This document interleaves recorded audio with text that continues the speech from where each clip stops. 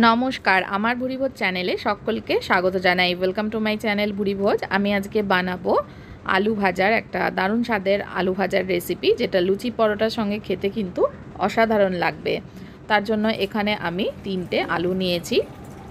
দুটো বড় সাইজের, একটা মাঝারি সাইজের আলু খোসা ছাড়িয়ে এইভাবে কেটে নিয়েছি। জলে ভিজিয়ে রেখেছি এই কারণে, যাতে আলুটা কালো না হয়ে যায়। আর এটার জন্য লাগবে আমার রসুন আর গোলমরিচ বাটা। এটা আমি একটু জল দিয়ে বেটে নিয়েছি। 7-8 কোয়া রসুন, 10-12 কোয়া গোলমরিচ একটু জল দিয়ে বেটে নিয়েছি। ফোড়নের জন্য মেথি আর শুকনো লঙ্কা লাগবে।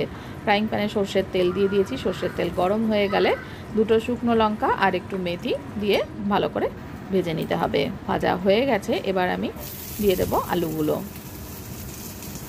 এই আলু ভাজা তৈরি করে আপনারা রুটি, পরোটা, লুচির সঙ্গে খেয়ে দেখবেন, ভীষণ ভালো হয়, অন্যরকম একটা টেস্ট হয়, বা ডাল ভাতের সঙ্গেও কিন্তু অসাধারণ লাগবে। সমস্ত আলুগুলো দিয়ে আলুগুলো একটু নেড়ে চেড়ে নেব। প্রথমেই নুনটা দেব না, একটু নেড়ে চেড়ে নিয়ে একটু পরে আমি নুনটা অ্যাড করছি। এই আলু ভাজাটা বাচ্চাদের টিফিনেও দিতে পারেন, ব্রেকফাস্টে পরোটার সঙ্গে খেতে ভীষণই ভালো লাগবে।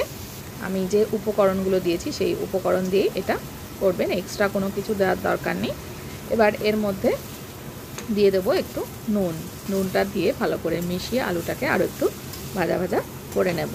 আর মেথি ফোড়নের জন্য কিন্তু ভীষণ সুন্দর একটা ফ্লেভার আলু ভাজাটায় আসবে। একটু নেড়ে চেড়ে নিয়ে এবার এর মধ্যে দিয়ে দেব অল্প পরিমাণে একটু হলুদ গুঁড়ো। এবার হলুদ গুঁড়োটাও মিশিয়ে নেব। হলুদ গুঁড়োটা মিশিয়ে নিয়ে আলুটাকে আরও একটু ভেজে নিতে হবে। এই রেসিপিটা আপনারা অবশ্যই বাড়িতে ট্রাই করবেন, ভীষণ ইজি, ঝটপট হয়ে যাওয়া একটা রেসিপি। একবার বানালে কিন্তু রোজ বানিয়ে এরকম আলু ভাজা খেতে ইচ্ছা করবে, আর বাচ্চারাও ভীষণ ভালোবাসবে।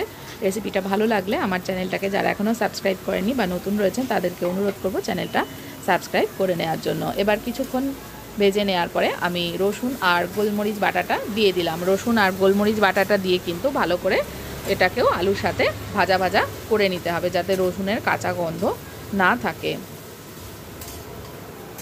ভালো করে মিশিয়ে নিয়ে ভাজা ভাজা করে নিচ্ছি।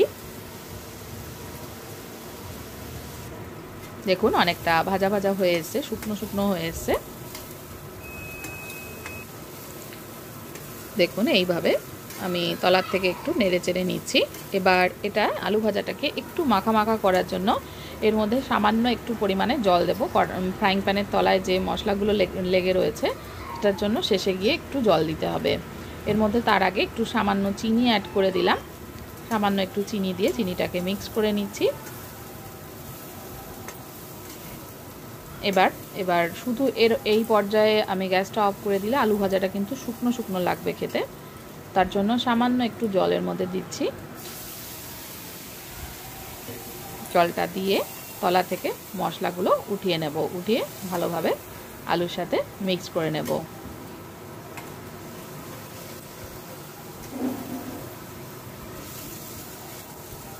জলটা একটু শুকিয়ে গেলেই গ্যাসটা অফ করে গরম গরম পরোটা, লুচি, রুটি, ভাতের সাথে সার্ভ করে দেব।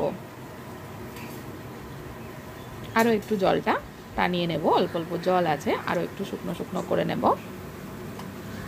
আলুগুলো কিন্তু ভালোভাবে সেদ্ধ হয়ে গেছে। এবার আমি গ্যাসটা অফ করে দেব। দেখুন এটা শুকিয়ে গেছে, জলটা খাওয়ার জন্য একদমই রেডি হয়ে গেছে। সুজির পরোটার সঙ্গে রেসিপিটা ট্রাই করতে পারেন, ভীষণ ভালো লাগে।